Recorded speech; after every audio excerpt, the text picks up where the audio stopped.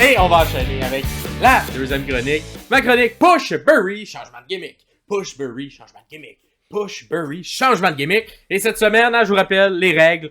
On nomme 3 lutteurs, 3 lutteuses cette fois-ci. Et on va décider qui dans les 3. Faut faire des choix. Laquelle on va pusher, laquelle on va enterrer et laquelle on va changer de gimmick. On va changer son personnage. Et pour cette semaine, j'ai décidé de prendre 3 des 4 Horsewomen. Les 3 qui restent. Restent au moment d'écrire. Il y a une des 3 que le contrat est un peu en l'air, en suspens. Je pense tout de même. Ouais. Je pense qu'on nous work un petit peu, moi, d'après moi.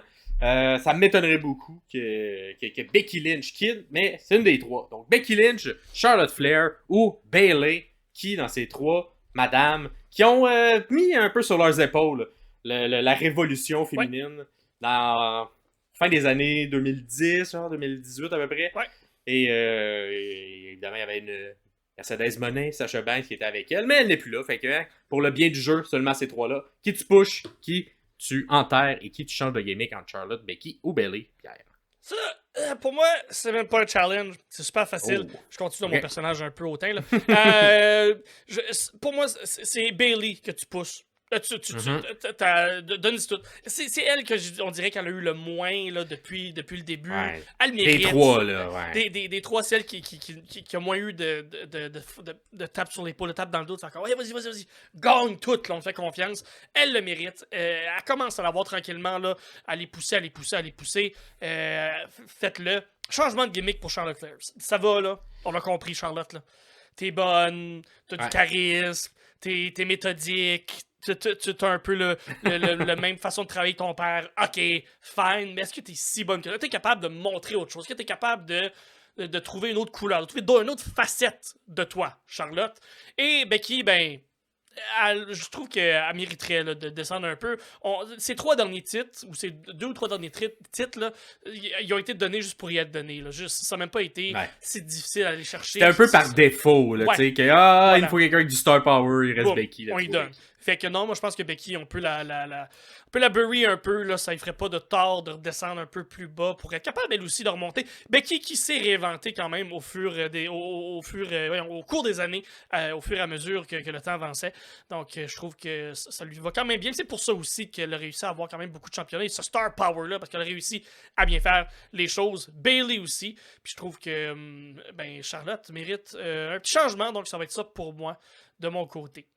Parfait. Moi, de mon bord, moi aussi, je vais aller avec un push du côté de Bayley. Nice. On est au début de ça, évidemment, de ce push-là, au moment où on fait cette capsule-là. On est en juin 2024. Et Bayley est à son début de règne. Fait que je pense qu'elle mérite. Ça fait longtemps qu'on l'a mis un petit peu plus dans l'ombre. Et c'est également une lutteuse qui est particulièrement bonne avec les nouvelles personnes, qui a une chimie rapide avec beaucoup de gens. Mm-hmm. Donc, avec le 109 qui monte de NXT, beaucoup de nouvelles lutteuses qui vont arriver dans les prochaines années. Uh-huh. L'impression que d'avoir une championne Bayley qui offre la chance à plein de nouvelles de venir l'affronter pour le titre. Ouais. Ça pourrait bien fonctionner pour permettre à tout le monde de bien paraître. Ensuite, moi, pour le Burry, je vais aller du côté de Charlotte Flair parce que je le sais pertinemment que c'est quelque chose qu'elle accepterait jamais dans la vraie vie. On lui dirait, ouais, tu vas être sur une losing streak de 6 mois. Elle pèterait les coches, elle partirait, elle ferait, vous me ferez jamais ça, c'est pas ça mon personnage.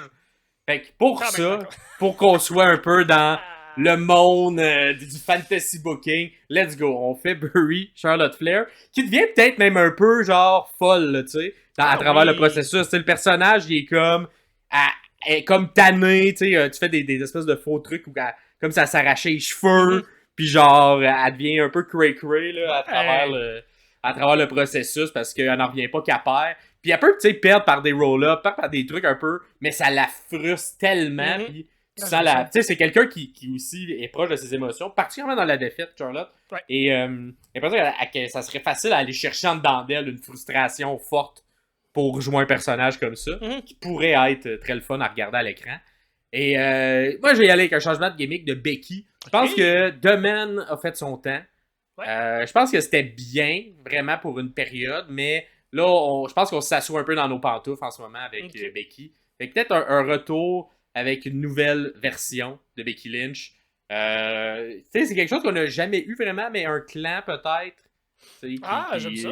Une méchante, charismatique, leader de clan, un peu à la Bayley comme elle a fait avec Damage Control, mais une version de Becky qui s'entourait de plein de personnes. Ça pourrait être intéressant, l'amener vraiment dans une autre direction. Donc, je pense que ça fait longtemps qu'il est un peu qu'il est pris dans ses pantoufles. Évidemment, les gens l'aiment, fait que c'est pour ça. Mais je pense qu'on est prêt, là, on est mûr pour aller changer ce personnage-là. Donc, dites-nous, vous, dans les commentaires, qui, entre ces trois Horsewomen, qui vous push, qui vous bury et qui vous changez la gimmick. On écrit ça juste en dessous. Si vous écoutez à l'audio, on va sur la page Facebook ou Instagram et on vient l'écrire également. Toujours un plaisir de vous lire et de faire grossir cette belle communauté-là qui prend ses ailes tranquillement pas vite. J'aime bien ça. Ça se répond. Puis non, c'est le fun.